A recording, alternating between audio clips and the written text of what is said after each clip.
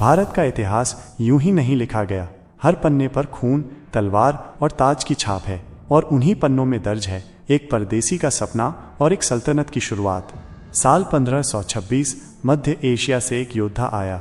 नाम था ज़हीरुद्दीन बाबर। तैमूर की नस्ल, चंगेज़ का खून और आंखों में हिंदुस्तान का ताज। दिल्ली के सुल्तान इब्राहिम लोदी के सामने बाबर की छोटी सी सेना, मगर साथ ही तोपें, चालाकी और एक नई सोच। पानीपत की धरती पर जब धूल और खून मिला तो इतिहास ने करवट ली और ताज बदल गया। बाबर ने सिर्फ लड़ाई नहीं जीती, उसने हिंदुस्तान में मुगल सल्तनत की नींव रख दी। ये थी शुरुआत एक नए युग की।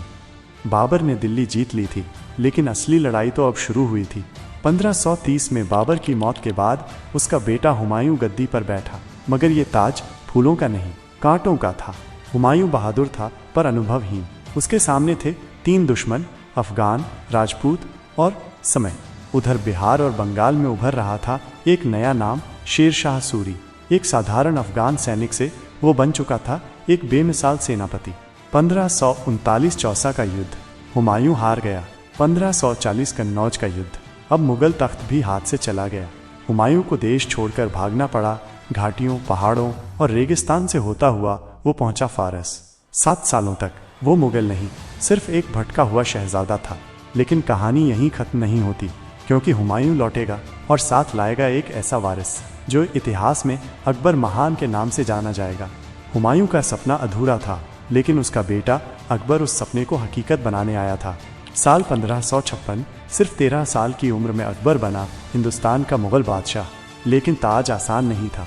दिल्ली की गद्दी पर बैठते ही सामने खड़ा था एक दुश्मन, हेमू, हिंदू सेना का वीर सेनापति, जिसने दिल्ली पर कब्जा कर लिया था।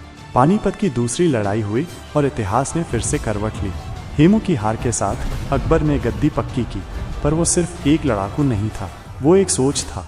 अकबर ने तलवार से ज़्यादा कलम पर भरोसा किया, राजपूतों से गठबंधन किए, दीने इलाही की शुरुआत की और इंसाफ को सबसे ऊपर रखा।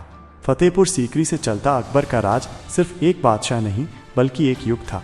ये था उस बच्चे का सफ़र जो बना अकबर महान। अकबर की सल्तनत मजबूत थी, लेकिन उसका वारिस सलीम बगावती। साल 1600 एक बेटे ने अपने ही बाप के खिलाफ बगावत कर दी। अकबर को डर था कि सल्तनत उसके बाद टूट जाएगी, लेकिन समय ने पलटी मारी। 1605 में अकबर की मौत के बाद सलीम बना जहांगीर। उसने तख्त तो पा लिया, मगर ताज की चुप्पी के पीछे साजिशें थीं। शराब, नशा और गुटबाजी। जहांगीर एक जटिल बादशाह था, लेकिन फिर भी उसने न्याय की एक मिसाल बनाई। लाहौर के किले के बाहर जंजीर अदालत लगवाई,